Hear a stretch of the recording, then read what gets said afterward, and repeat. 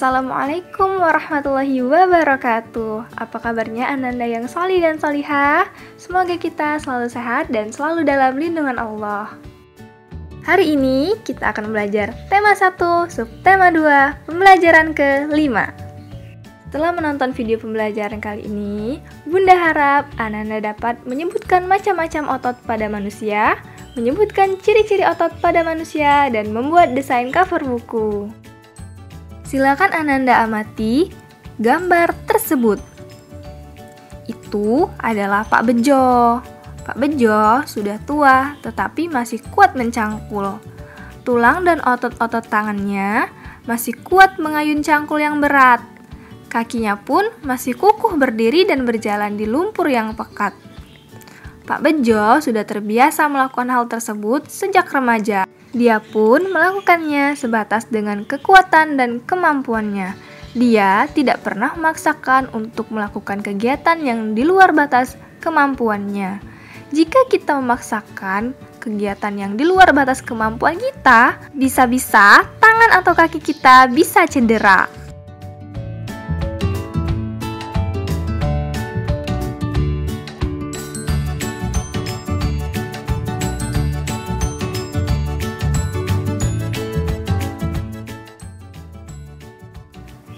Otot memiliki peran penting dalam setiap gerak manusia.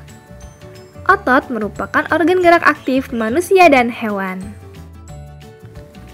Nah, tahukah Ananda apa itu otot? Otot adalah jaringan yang ada di dalam tubuh manusia, berupa alat gerak aktif yang menggerakkan tulang sehingga menyebabkan suatu organisme atau individu dapat bergerak. Otot bekerja dengan cara berkontraksi dan berelaksasi. Fungsi otot pada manusia. Yang pertama, menjalankan dan melaksanakan kerja. Contohnya, memegang, mengangkat, dan berjalan. Yang kedua, menggerakkan jantung. Dan yang ketiga, mengalirkan darah yang terdiri atas zat-zat yaitu nutrisi, oksigen, dan lain-lain. Macam-macam otot manusia terdiri dari 3, yaitu yang pertama ada otot polos, otot lurik, dan otot jantung. Otot polos. Otot polos adalah otot yang bekerja tanpa kesadaran kita, yang dipengaruhi oleh sistem saraf tak sadar atau saraf otonom. Otot polos dibentuk oleh sel-sel yang berbentuk gelendong, di mana kedua ujungnya runcing dan mempunyai satu inti sel. Ciri-ciri otot polos. Yang pertama, bentuk dari otot polos adalah gelendong. Terletak pada organ dalam, memiliki satu inti sel yang berada di tengah, dipengaruhi oleh saraf otonom. Pergerakannya dari otot polos lambat dan mudah lelah. Otot polos biasanya berada pada bagian usus, saluran peredaran darah, dan otot di saluran kemih. Otot lurik. Otot lurik adalah otot yang bekerja di bawah kesadaran. Otot lurik juga dinamakan otot rangka karena menempel pada rangka tubuh manusia yang digunakan dalam pergerakan. Dinamakan otot lurik karena adanya sisi gelap dan terang yang berselang-seling.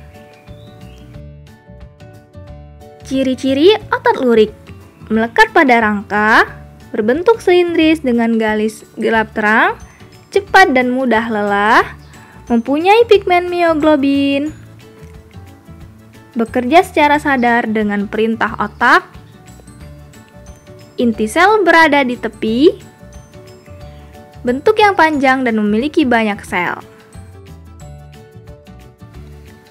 Otot jantung. Otot jantung adalah otot yang bekerja secara terus-menerus tanpa istirahat atau berhenti. Bekerja di bawah kesadaran manusia. Otot jantung berfungsi dalam memompa darah ke seluruh tubuh. Ciri-ciri otot jantung yaitu berbentuk silindris, terletak pada jantung, memiliki percabangan, memiliki satu inti sel yang berada di tengah, bekerja tanpa kesadaran manusia. Nah, di manakah letak otot-otot ini berada? Mari kita hubungkan dengan menggunakan garis. Otot polos. Mari kita tarik. Otot lurik. Otot jantung.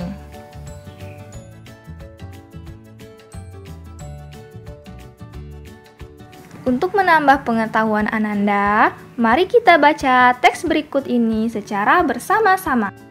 Otot-otot dalam tubuh manusia memiliki beberapa fungsi, tetapi fungsi yang utama adalah untuk bergerak. Adapun fungsi-fungsi yang lain antara lain untuk mendukung tubuh, menjaga postur tubuh, dan menjaga suhu tubuh. Semua fungsi otot tersebut dapat dilakukan apabila otot dalam keadaan sehat, tanpa terjadi gangguan atau kelainan. Otot dalam tubuh manusia berperan dalam gerakan-gerakan yang disengaja. Gerak yang disengaja berarti dilakukan secara sadar dan membutuhkan usaha tersendiri pada tiap-tiap bagian otot. Contoh gerak yang disengaja antara lain berjalan, membungkuk, memutar, memegang, dan mengangkat. Selain itu, otot dalam tubuh manusia juga berperan dalam gerakan manusia yang tidak disengaja. Gerak manusia yang tidak disengaja adalah gerakan yang terjadi secara otomatis. Contoh gerak yang tidak disengaja antara lain pernapasan, gerak pencernaan makanan melalui sistem pencernaan, dan detak jantung. Otot dalam tubuh juga berfungsi memberikan dukungan. Otot-otot dalam tubuh manusia, khususnya otot-otot pada rangka, bekerja untuk mendukung tubuh. Misalnya, ketika duduk dan berdiri.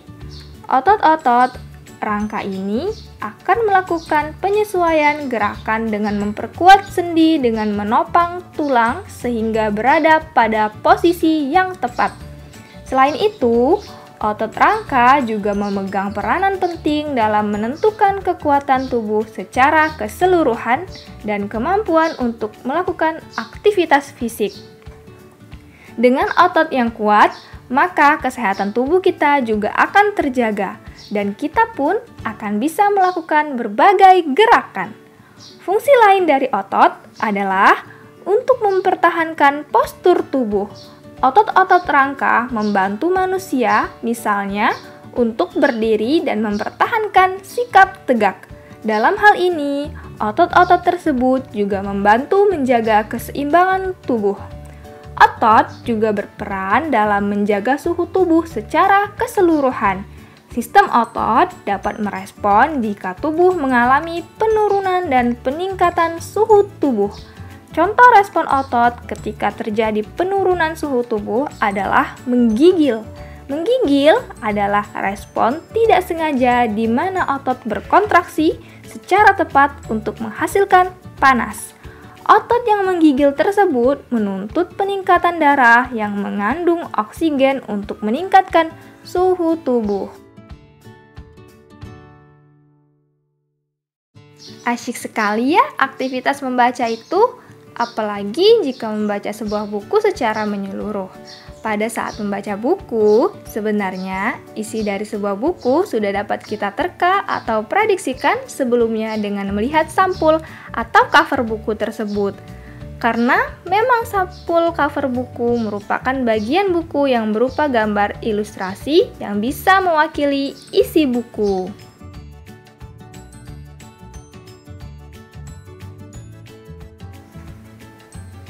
Cover atau sampul buku merupakan cerminan dari keseluruhan isi buku.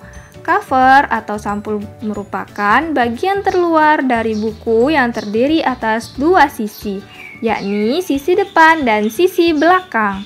Kedua sisi ini saling mendukung dan melengkapi serta menguatkan isi dari buku.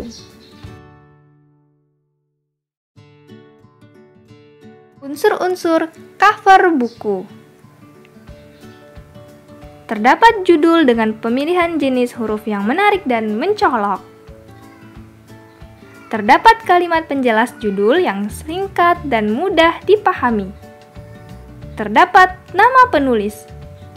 Terdapat identitas penerbit. Menyertakan gambar yang menarik. Terdapat sinopsis isi buku pada sisi belakang. Terdapat identitas buku pada punggung buku.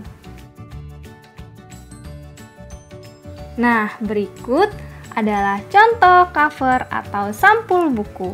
Silakan Ananda amati.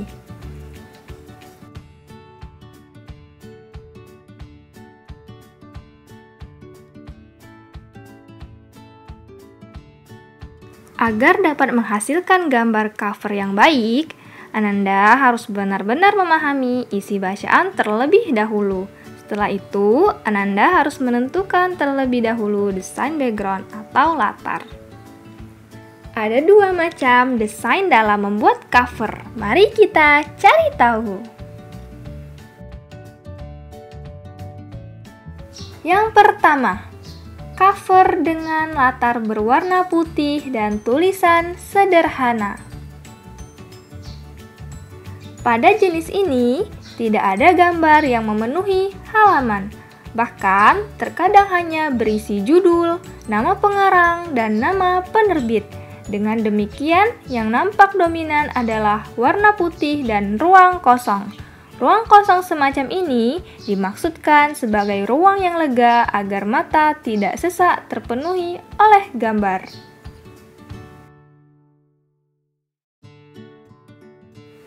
Yang kedua, desain penuh warna dan gambar. Pada jenis ini, bagian yang dominan adalah gambar ilustrasi dan judul. Selain itu, juga disajikan permainan warna yang mencolok dan bervariasi. Baiklah, itu saja yang dapat Bunda sampaikan dalam video pembelajaran kali ini. Semoga bermanfaat. Bunda akhiri. Wassalamualaikum warahmatullahi wabarakatuh. Sampai bertemu di video selanjutnya.